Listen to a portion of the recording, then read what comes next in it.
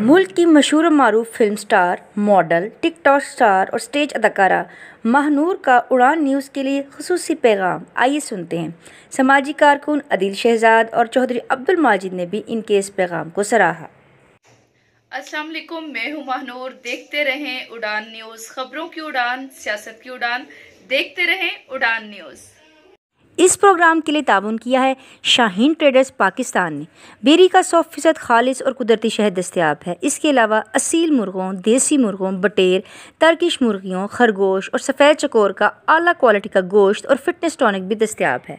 अपने नन्हे मुन्ने बच्चों को बाजार की गोलियों टॉफ़ियों के बजाय खालिस शहद खाने की आदत अभी डालें। इससे इनकी सेहत भी अच्छी होगी और जिसमें क़ुव्वत मुदाफ़त भी ज़्यादा होगी और वो कम बीमार होंगे। आजमाइश शर्त है। मंजानिब अबू खालिद जांबाज, chief executive, Shaheen traders Pakistan.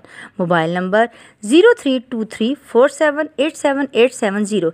देखते रहिए उड़ान न्यूज़।